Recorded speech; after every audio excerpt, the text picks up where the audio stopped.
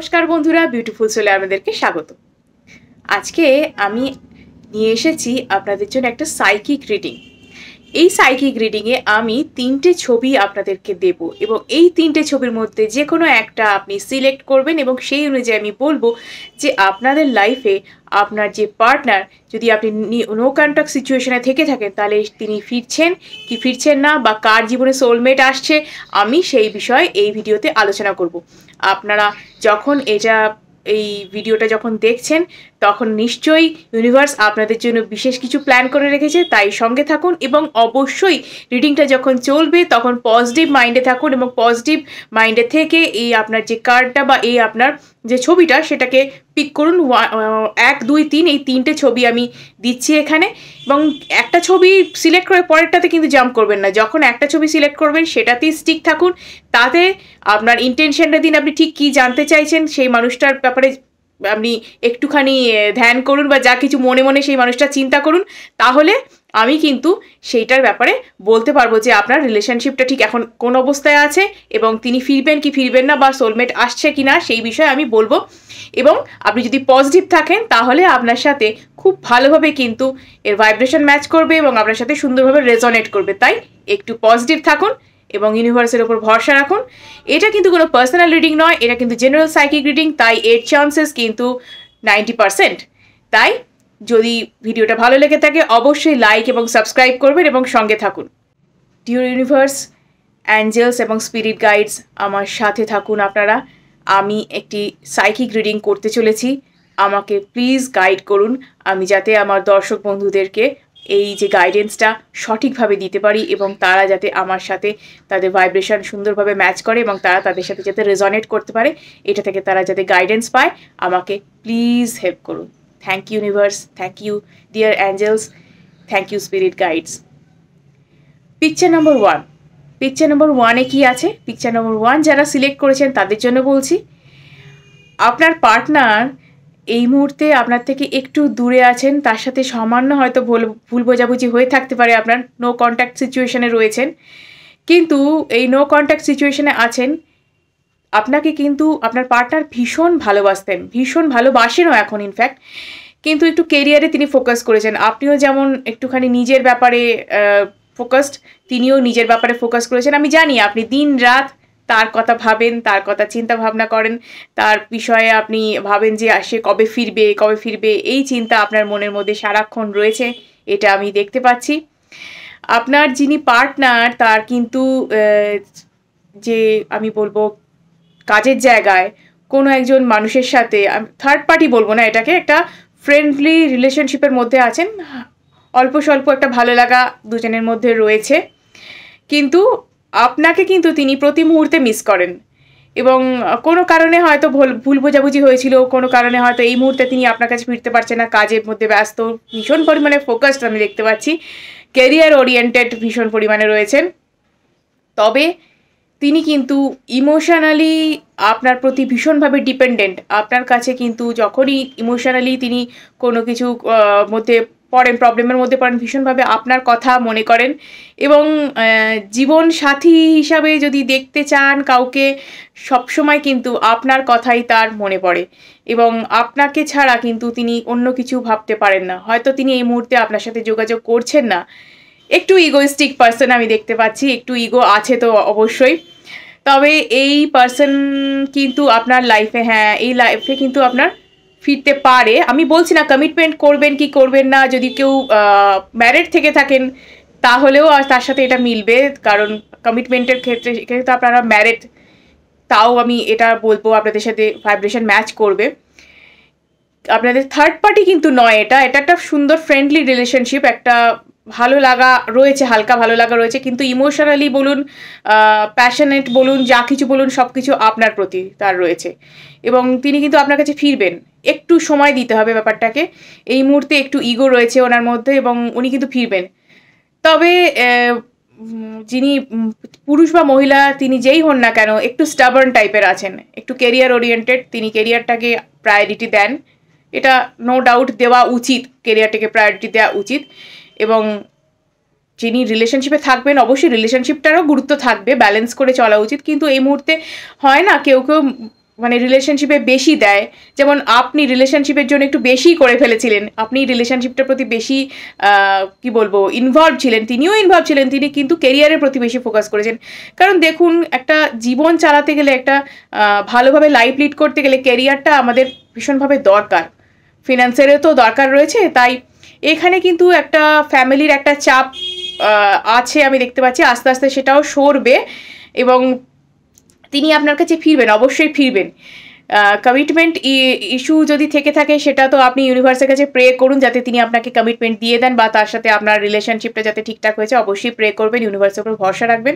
কিন্তু এই মানুষ যদি আপনি তাকে যদি জীবনে ফিরিয়ে আনতে চান, তাহলে একটা কাজ আপনাকে করতে হবে, তাহলে যে আপনি যদি একে ফেরাতে চান, ইনি কিন্তু একটু ডমিনেট করবেন আপনাকে, দেখাই যাচ্ছে একটু ডমিনেটিং পার্সন আপনাকে ডমিনেট করবেন। সেক্ষেত্রে আপনি তাকে অ্যাকসেপ্ট করবেন কি করবেন না, লাইফে রাখবেন কি রাখবেন না, সেটা কিন্তু একমাত্র এবং আপনারই চয়েস। আপনি যদি এটাকে হ্যান্ডেল করতে পারেন, খুব বেশি পরিমাণে টক্সিক পার্সন আমি বলবো না, ডমিনেটিং পার্সন, একটু আপনার ওপর একটু কবজা করতে পারে এরকম একটা মানসিকতা রয়েছে, ঠিক আছে, আপনাকে আপনার ওপর একটু বসিং করবে, এরকম যেরকম একটু আগেকার দিনের হাজব্যান্ডরা বা বয়ফ্রেন্ডরা যেরকম হতো আর কি, সেরকমের কথা বলছি, এই 90s ব্যাপারটার মতো একটুখানি ফিল আছে এটার মধ্যে। তো যাই হোক, আপনি যদি হ্যাপি থাকেন এই রিলেশনশিপে তো কে আবার, তো এগিয়ে যান। উনি যদি ফিরতে চান, তাহলে আপনি যদি অ্যাকসেপ্ট করতে পারেন তো বহুত আচ্ছা, কি বলবো আর। তো আমি এটার মধ্যে খারাপ কিছু দেখছি না, আপনারা খুব ভালোভাবে একটা রিলেশনশিপকে এগিয়ে নিয়ে যেতে পারবেন এবং আপনাদের মধ্যে সেই এবিলিটিস রয়েছে।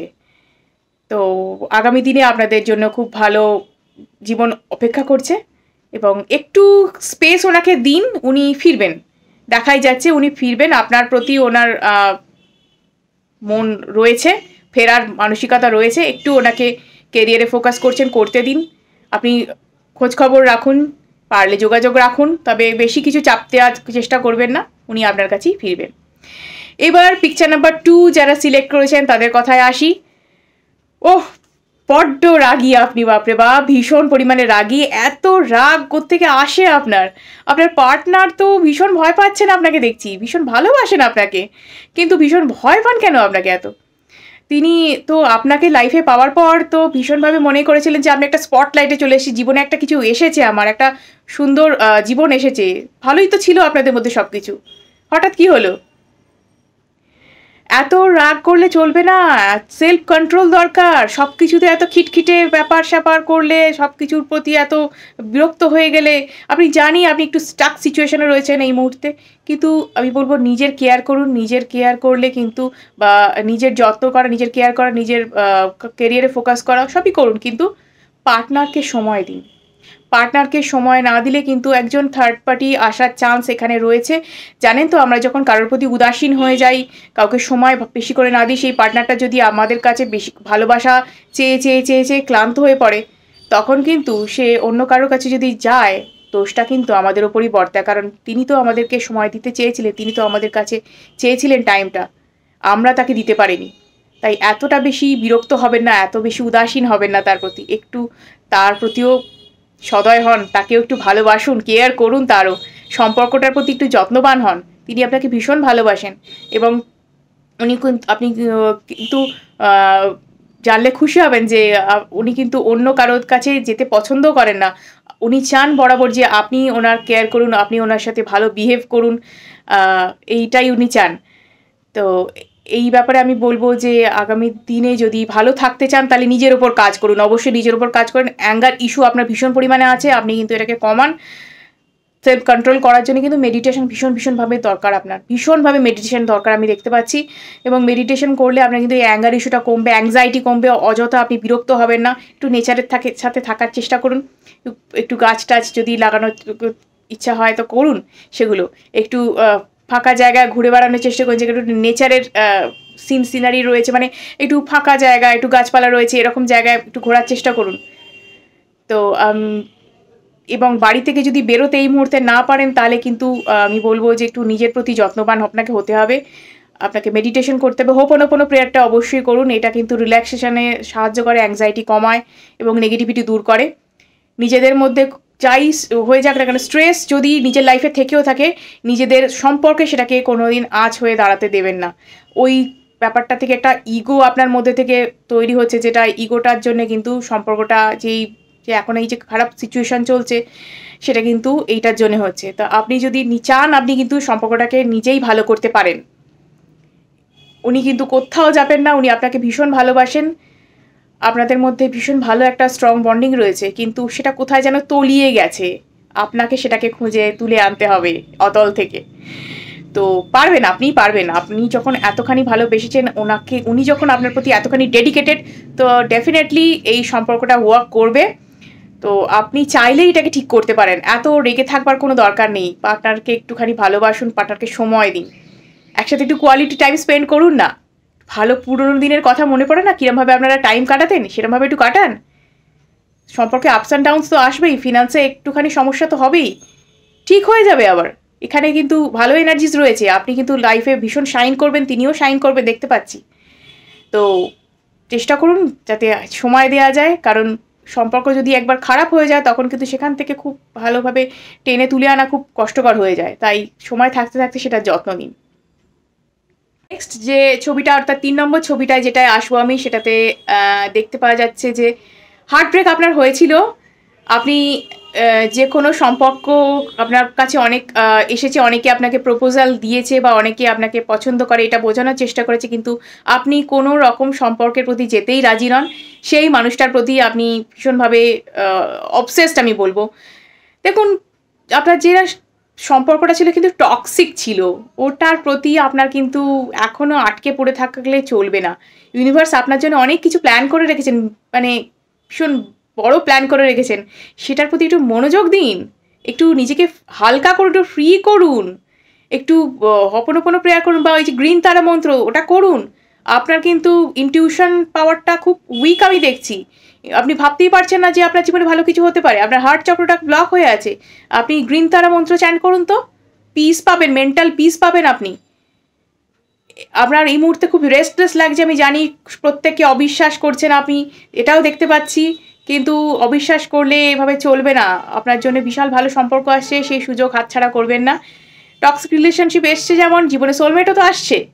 সোলমেট আসছে, অনেক অনেক অনেক ভালোবাসা নিয়ে আসছে, আপনাকে ভালোবাসায় ভরিয়ে দেবে, যা আপনি আগের রিলেশনশিপ থেকে পাননি। আপনি ভেবে রেখেছিলেন ওনাকে পেলে আপনার জীবনটা একবারে বিশাল ভালোভাবে কাটবে, একদম না। আপনার লাইফটা বরবাদ হয়ে যেত ওনাকে পেলে।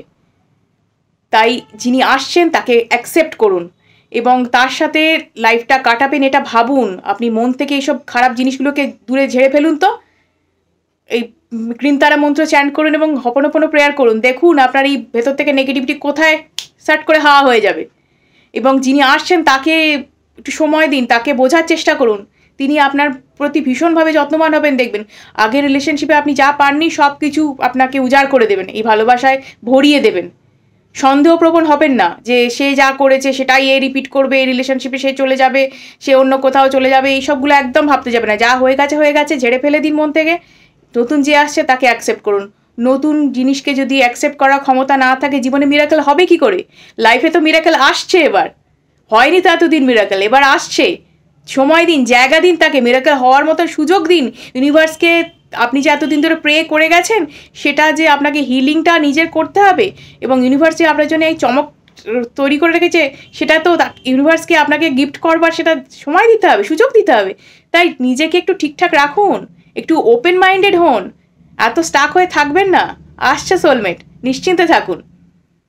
ভিডিওটি যদি ভালো লেগে থাকে অবশ্যই লাইক এবং সাবস্ক্রাইব করুন এবং অনেকের সাথে শেয়ার করুন, যাতে তারা এই বিষয়ে উপকৃত হতে পারে। আজকের মতো এটুকুই, ধন্যবাদ।